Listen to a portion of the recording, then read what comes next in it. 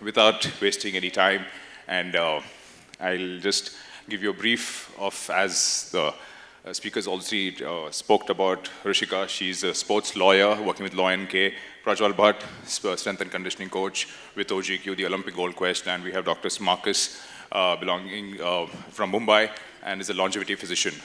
So why not I kick off the session with the lady to my left. Ma'am, what are the legal frameworks in place that govern the ethics and integrity in sport? In general, just what do you do? Yeah, thank you for that question. It's always interesting to introduce people to sports law. But when it comes to legal frameworks in India with respect to integrity, ethics, good governance practices for that matter, we have the National Sports Code. The National Sports Code from 2011 is a compilation of a number of I wouldn't say legislations, a number of policies from the 90s, the 1980s, 1990s, and they have all been compiled under one document that we call the National Sports Code that governs all national sports federations. It lays down regulations on the executive committees, the governing bodies of sports, how they are set up, what committees are there to, oversee selections, oversee practices like unfair practices, fair practices, things like that, and also setting parameters on athlete welfare, things like that. So we have a National Sports Code. Besides that, international federations have regulations of their own, which national sports federations in India are required to implement. We see that really well in football, where the All India Football Federation has adopted a lot of the legislations that FIFA has in place. And with every other sport for that matter, you're required to implement those at a domestic level. So a lot of the integrity practices that we see in India regulating the sports industry come from the international bodies, and that again depends on what kind of body it is. We have the World Anti-Doping Agency. WADA is the primary agency that deals with anti-doping laws. I think anti-doping is one integrity issue that's very well legislated across the world, and following that, India too has taken the positive step of implementing the National Anti-Doping Act. So that's the framework that governs ethics and integrity in India. So just to take it from, you left over with World Anti-Doping Agency, and closer home we have the National Anti-Doping Agency. We too work, and there are more challenges. Why do you think that, my next question is to Mr. Prajwal, is that in doping and for athletes, what is this marriage which should not be made in heaven? Yeah, thanks for the question, and thanks everyone for joining us. So coming to the question, athletes are often, we know that they're compelled to take ergogenic aids, and it often ends up being in a dope and getting a ban on themselves. So since our panel is discussing about athlete longevity as well, so it's pretty obvious that it's just like in a previous discussion doctor spoke about it. So these are like nitro boosts in an engine, which once used, it affects, obviously you will get the performance at that time. It's like a short-term fix. So if there is a short-term fix, it's pretty obvious that on long term you're going to be very much affected in terms of health, and repeating that performance without those aids. So how do you come in as a trainer, and how do you emphasize on certain practices not to be done for an athlete? Yes. So yeah, I was coming to that. So we need to build the trust in athletes, and make them believe that setting long-term goals and getting daily gains out of training, we need to make them believe that through ethical practices as well, attaining peak performance is very much possible. But can't blame the athlete fully as well. It's the lack of knowledge and also the pressure that they put on themselves to get that medal and push the bodies beyond the limits. When they are not able to do that I would not say not able to do it, when it takes comparatively longer amount of time through proper practices in training, proper loading, progressive overload, and proper periodization strategies. So these are something which doesn't happen overnight, right? But when it comes to doping and when it comes to ergogenic aids, they see the results maybe the next day in the training itself, and they are compelled to repeat the same kind of performance in the competition, and they end up in that scenario. So we as coaches who spend comparatively most amount of time with the athletes, we are always there in the skill sessions, we are there taking their strength sessions, and even the physios would be there with them. So it's our job to educate them first, and make them believe that through proper practices also it is very much possible, and it comes through consistent long-term efforts rather than a single burst of big energy. Wonderful. Excuse me. So when you're talking about long-term effects, so there's no shortcut to success, as we say. So similarly, there's no shortcut to training. Speaking from more for just not the athletes, but even in a day-to-day life, how do we inculcate some of the fitness regimes to boost the longevity, which is your domain, Dr. Marcus? Yeah, what's really interesting is that there's an inherent paradox between reaching the physiological limit of performance and longevity, not just limited to the world of high-performance sport. So in previous avatars, I've had the opportunity to work with astronauts and fighter pilots, etc. And at every level of high performance from a human perspective, it comes at a cost. Now, all of us looking at driving the ultimate in terms of sport capabilities and reaching those medals, the athletes themselves are pushing their bodies to do things which have got a longer-term consequence. So what I try to do in that situation, and where I sort of fit in, is looking at their human asset, not just for the here and now, for the tournament per se, but how are they going to hold up for the next 20, 30 years, right? We can all think of examples, and some of the sports where we see a lot of this, think of the boxing circuit. Of course, we had that big boxing match last week. So cognitive decline, neurodegenerative disorders, very high incidence amongst boxers. You look at high altitude climbers, right? Apart from the risk of the climbing itself, the repeated exposure to hypoxia leads to a number of healthcare consequences. Astronauts, massive osteopenia, sarcopenia, cataracts, and exposure to radiation leading to high incidences of cancer later in life, etc. So someone has to be on the side of the athlete and ensuring that those aspects are being taken care of and being managed. One statistic, just to end this piece particularly, which I found very scary, was in one of the IPL teams that I work with, when we ran the bloods. Now these are young, healthy males, right? And we all imagine them to be really quote-unquote healthy and fit. But 34% of that population had pre-diabetes, insulin resistance, and elevated A1C, right? Now this year, next year, it might not be a problem, but given the metabolic challenges that we have intrinsic to Indians and our excessive calories, etc., it becomes a problem later on. So that's sort of the lens where I fit in, and I think that sort of advocacy is needed for athletes, because beyond sport, what next? Wonderful. So there's obviously life beyond sport.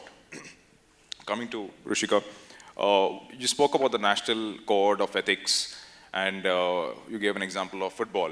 Is there any other sport that you would like to mention? And also, how does one implement this or see that these codes are being implemented on ground?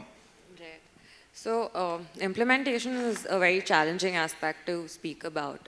I think Prajwal very rightly pointed out that when it comes to unfair practices, or even not just unfair practices, sometimes it's practices that are just not well known, well understood, right? When it comes to a sporting perspective, there's always an implementation challenge.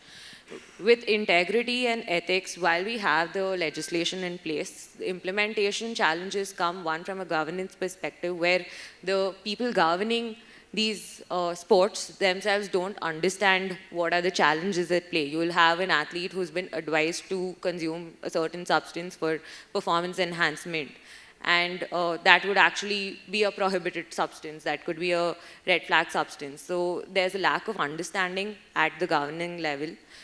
Even with the, all of you are sports scientists, and I mean, we all understand our role to play with supporting athletes, but sometimes there's a lack of understanding on uh, what is acceptable, what is not, when we are looking at technological enhancement, especially when it comes to substances that could have genetic or biological impacts on the athlete's biology, right? And all of this relates to a lack of understanding at the, for one, for the athlete. The athlete is completely unaware, or very often unaware of what is acceptable, what is not, and then the support system that the athlete has, that also lacks an understanding of what is permitted, what is not.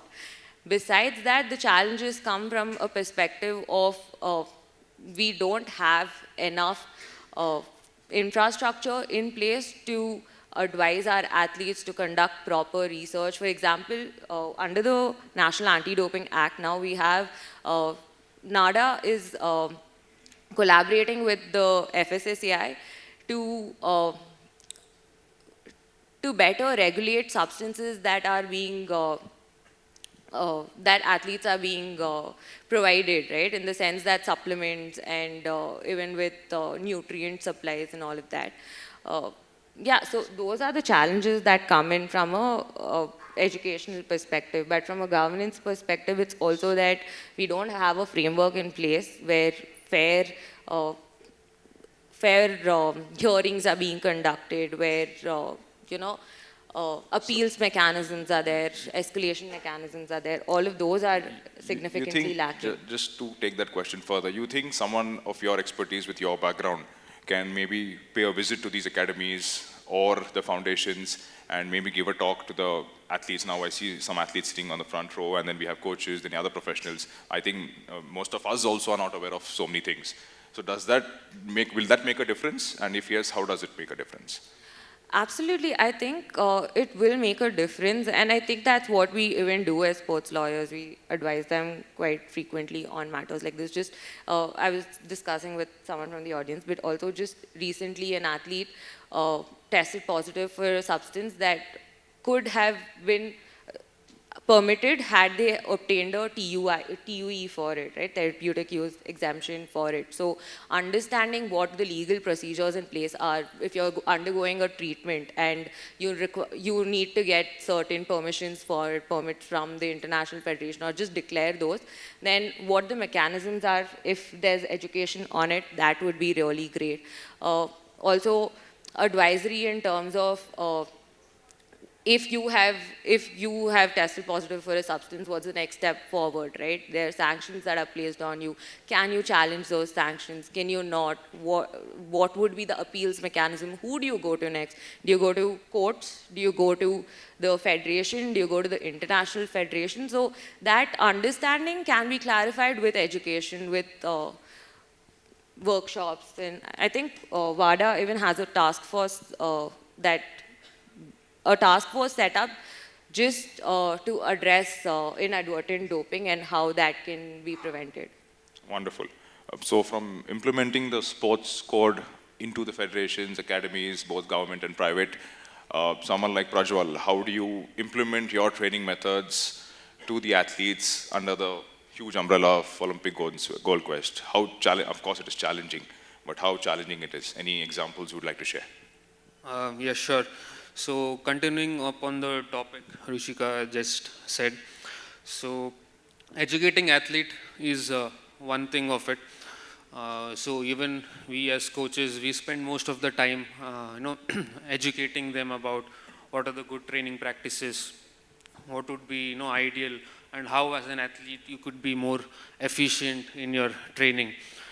But one of the problem, maybe this is a problem which has recently developed, is athletes are influenced by a lot of things. For example, social media is one of those.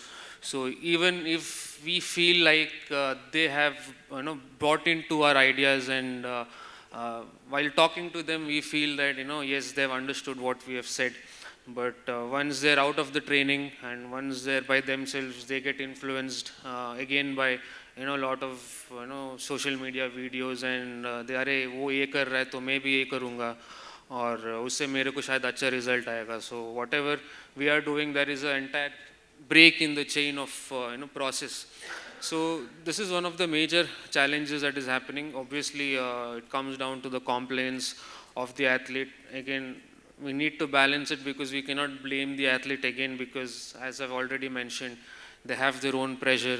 They are compelled to perform. Without the performance, they are always in that pressure of what if I don't win, and they are forced to do this. So we as coaches, we need to draw a fine line and try to there is no one way for all the solutions. So it depends on the athlete. It depends on the athlete's What do you do psychology. with OG as an integral So- part of OGQ?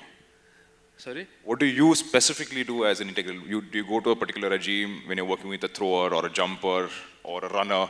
How do you approach it? So again, it changes with the sport. So when it is athletics, for example, you consider a sport of javelin or shot put. So it's a completely power-based sport, and they are as doctor said as well, they are the health and the overall health and the biomarkers of this powerful throwing, huge-looking athletes are not in place, right? So we as coaches, if you try to get their health, try to try saying to them that your body fat percentage is high, so we need to try to get it down. So that will not go well with them, because we need to respect their whatever belief they have. So integrating their belief and integrating sports science with every athlete, the approach changes. So the approach changes majorly based on their psychological frame as well. Right. Okay. So, Dr. Marcus, you mentioned more about longevity and how when you see a person who we presume to be fit, and there is something which is different called as metabolic fitness. And that's such an important and integral part for especially those. So he spoke about athletes having the pressure to perform and opting for various ways which they, imbibe in their training schedule, shortcuts basically. But what pressure does a person, say, over 40 has? He's not racing against time. So how do you challenge them, and how do you implement a change in their lifestyle or improve maybe whatever performance they're up to? I think it's relevant for all of us here. One of the sort of phrases I like to use is this idea of being a corporate athlete, which is the fact that it's often harder, and at least an athlete has experts like us perhaps behind them supporting, looking at their days in 5-minute blocks and then creating the right plans. But for the rest of us in sort of normal day-to-day lives, we don't have that opportunity. Yet our lives are full of stress, it's time-starved, and the environment around us is increasingly becoming something that's working against us, not for us. So the translational work that one can do, where we can take the learnings that we collectively have in the room, but we apply it to the 1.4 billion people living outside, I think that's the legacy that we need to leave behind, right? That's the impact that will elevate the entire tide. So small, simple changes, when we look at the nutritional aspects, how people eat, what they eat, all the science that we do in terms of macros and micros and supplementation.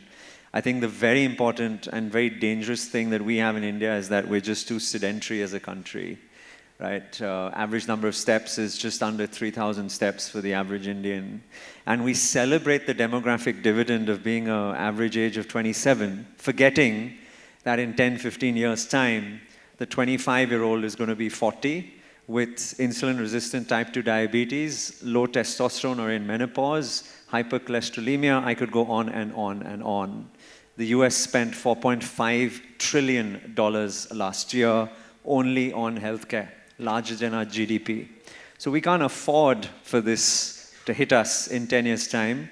We need to act now, and therefore I think that translational work is very important. If I may just add to that, when you went so speaking about athlete longevity and how the science behind it needs to be understood, I think a major concern that also impacts athletes is that they are not thinking of it from a longevity perspective, right? They're thinking about the immediate impact of it. And I think here's where integrity laws and integrity regulations play a very important role, because if you understand why the WADA code is in place, it is in place because it understands that certain substances, while they may enhance your performance, are not good for the athlete in the long run. It is obviously it has a direct impact on competition and fair play and all of those aspects as well.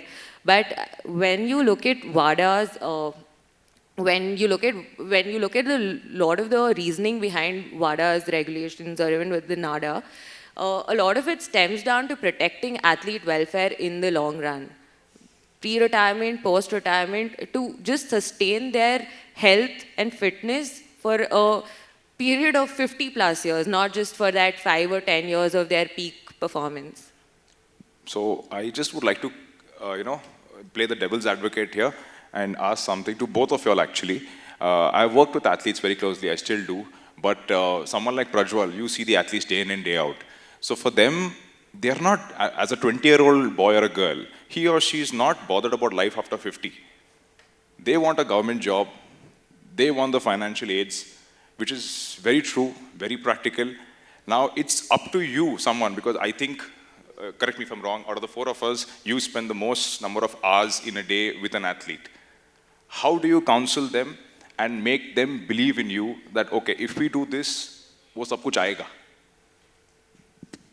So in the previous discussion, one of the speakers said that, athlete education is a problem, right? The athletes are not educated enough to even have the, level of comprehension that we as coaches possess, right? So one of the things that what we can do is, we can be smarter than them and implement things which is good to them, right? So for example, what I can say is the athlete obviously wants to have short-term gains and short-term goals, focus on short-term goals like get a government job, improve his performance, get stronger than he ever is.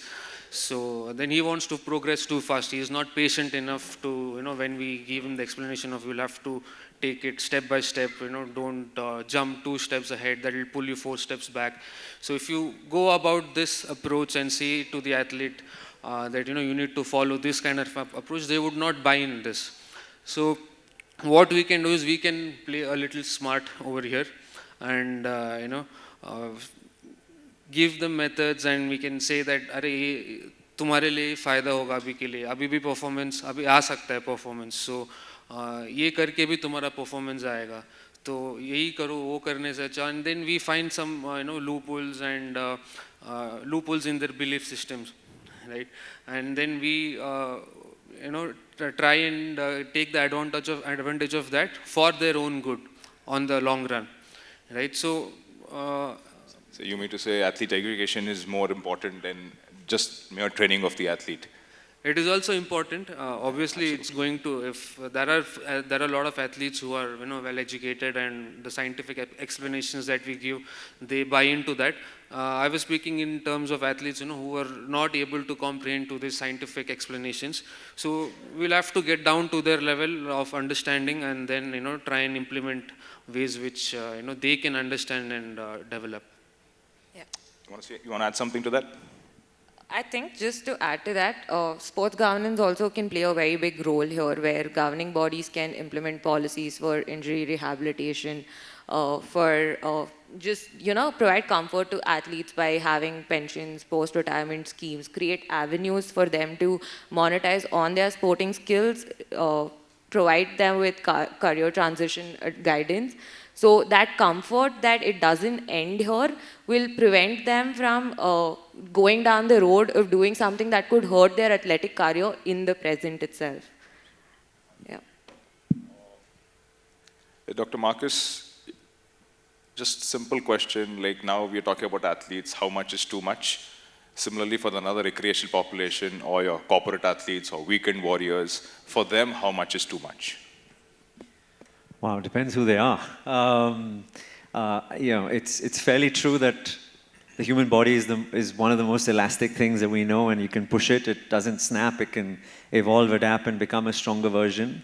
But it's very important to listen, and I think the first panel today with Dipti and with Dilip, they spoke a lot about recovery, and I think recovery is something that all of us probably do too little of, including us weekend warriors. I can testify to it. I'm doing my first ultra marathon in 2 weeks' time, and I've been nursing this leg issue and a back issue, and I still keep pushing and pushing and pushing, even though I know I need to slow down.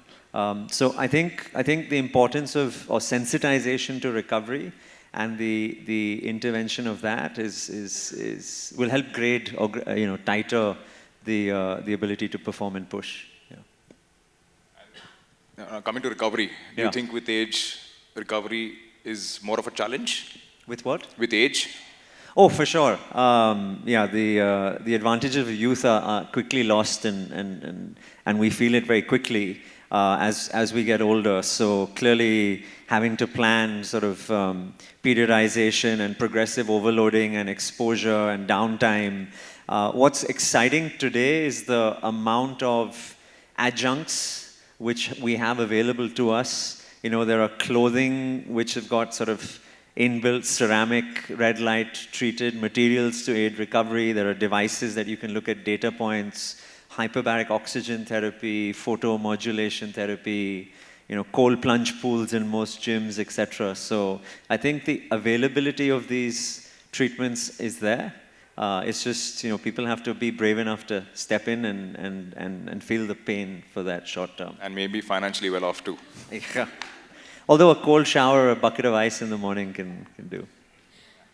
Awesome. Rishika, now let's get at the global stage. Okay.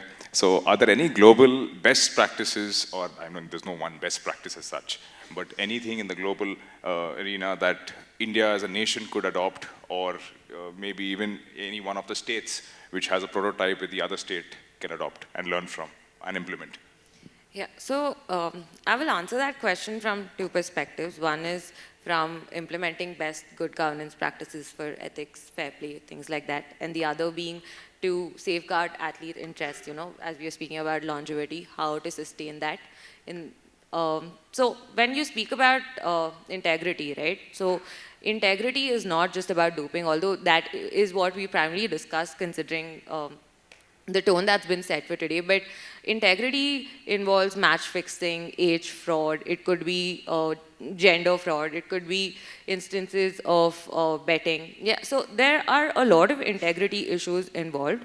And the lack of understanding that we discussed with respect to integrity also stems down from the fact that there's not one legislation, one rule or regulation that governs all of Indian sport.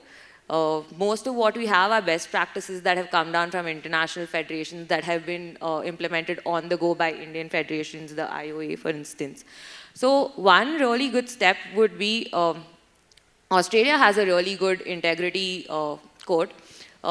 They address this in positives in terms of how to prevent, they address it in terms of how to sanction, they address it in terms of grievance redressal, all of it. Those mechanisms are in place in one place, and that's something India can implement too. In fact, I think in 2016, there was an attempt, a private bill was introduced in Parliament to address these ethics issues in Indian sports.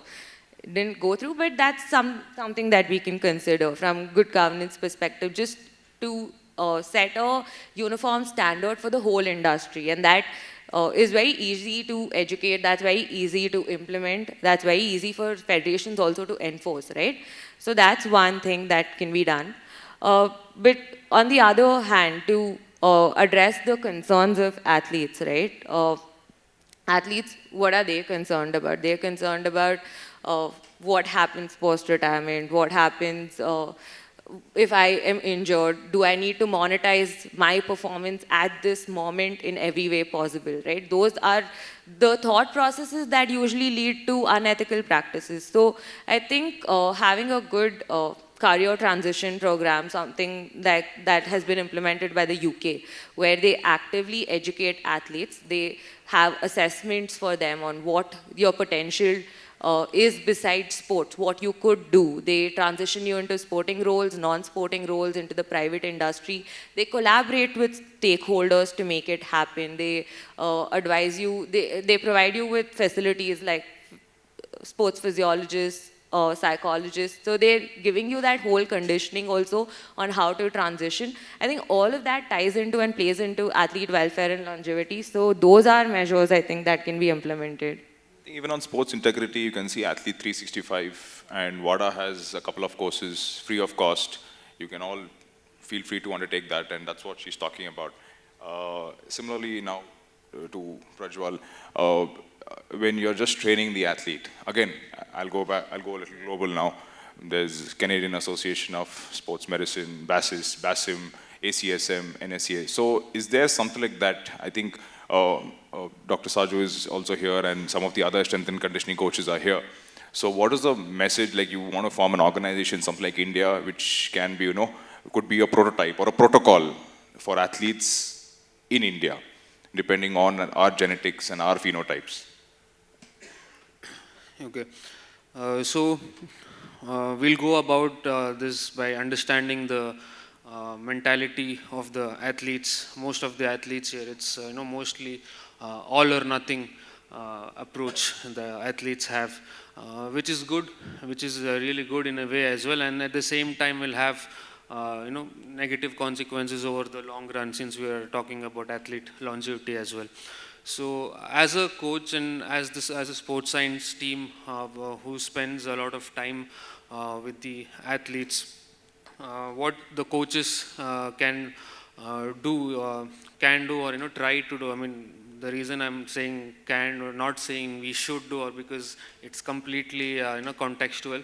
So every scenario is completely contextual. As I said, we need to go about by understanding the mentality of the athletes, and then go about building a system around it. But one thing which goes really far is that developing a system, developing certain habits which can compound over time and have good results in the long and short run as well. So obviously it's very challenging. We don't have proper, we yet don't have a formula for it. There is no rule that we need to follow similar kind of thing, but obviously we need to be following all the principles that need to be followed while training. So adhering to all that as well, we need to address all the aspects, having a team, team integrity, which already we discussed about in the previous panels. So being as a team, being the support system of the athlete, and keeping all the approaches that we do athlete-centric, will go a long way. Awesome. Dr. Marcus, looking around the corner and the intersection with health and technology, now you gave us some insights into some amount of testing that can be carried out. Now we're playing with numbers. So from 2024, in the next 5, 6, 10 years, what are the gadgets, or which is the space that you see as a healthcare professional that can be implemented and that might be useful? It's hard to predict, but give it a shot. Yeah, it's like Formula One, right? The advent of that as a sport and the data centricity and how it elevated sort of car mechanics and driving performances globally. We're sort of living now in a world of the intersection between the biological realm and the technological realm. I'm not sure how many of us in the room have a wearable on already, which is streaming all kinds of digital biomarker data. But increasingly, we're going to see non-interventional or non-invasive blood glucose. We're going to have lactate and a whole host of other sort of sweat-based electrolytes, which are available day to day for people to guide their exercise protocols and how the strength and conditioning coaches can then push athletes during training. Of course, there's all the recovery data that we're now increasingly getting from the sleep rings and the fitness bands, so that we know exactly what's the heart rate variability, resting heart rate changes, and therefore guide how much to push and strain the athlete the next day, etc. And then smart clothing, and there's a whole different realm of stuff coming out from there. One of the things I'm personally really excited about is looking at my favorite M word, which is mitochondria, and tests now being made available to look at different bioenergetic pathways that different types of athletes are actually utilizing during the sport, and therefore fueling and training them appropriately as well. So I think it's pretty exciting. I think it's the democratization which technology allows at scale, and hopefully through the commoditization of those bills really drives down the price point so that it can be in the hands of as many people as possible. Awesome. Just a quick show of hands. How many of you are wearing wearable technology right now? Lesser than one would have thought in an audience like this. Absolutely. And how many are wearing it for style? will be lesser. Anyway, I think it was awesome chatting with you guys. I would just like each and one of you to give your closing comments or your closing remarks or one take-home message for the audience from your perspective, your backgrounds, your experience for them for the future. Sure, thank you. I think I would base my comment off what Sir was just discussing in terms of technology. I think when it comes to sports, we've discussed, integrity issues from an athlete's perspective, but from a tech perspective, that's very interesting. I think good governance practices have a very important role to play there to preempt, to test, to regulate that technology that's coming in to make sure that it balances fair play while also ensuring that athletes' interests are protected, that longevity is actually accounted for. So I think, yeah, technology as it develops, I think that's a very wide area for multidisciplinary approaches to be taken, right? Like in terms of regulation, you could have a sports scientist sitting in a room, you can have a lawyer, you can have someone from the governing body. I think that needs to come together, and that's where the regulation needs to come through. Awesome. Prajwal, anything to add? Take-home message. Yeah, so the kind of take-home message would be that we need to acknowledge the fact that athletes are built different, and we as coaches and sports science professional need to find ways to channel that energy in the right direction, which is good for the athletes in the short and long run, like we already discussed. What are the ways for that? We don't have answers to that yet. Only practice, good sports science practice, and a lot of discussions like this, engaging, and all the coaches coming under one roof and discussing ideas, exchanging ideas is what will make the sports better, the sports science practice better. So that's it. And also agreeing to disagree sometimes. Yes. That's how we improve. Yes, Dr. Marcus. Yeah, we've all been given one incredible gift, which is our body. It's the best asset we'll ever have. So, of course, push it to achieve the most you can for the here and now. But remember that ultimately you want to leave a legacy behind, so look after it from a long-term perspective as well. Okay, thank you. I think my time is up. Thank you so much. And time to perfection as well. Timing is so important in sports, and epitomizing that was this panel discussion. A huge round of applause, please, for our panelists. And would request Mr. Anthony Chacko to please come up and felicitate our panelists.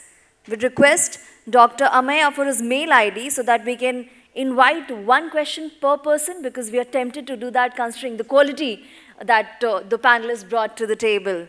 A huge round of applause once again for the panelists. Just to summarize what this entailed: role of trainers in reminding the athletes there is no shortcut to success, a very important point raised here.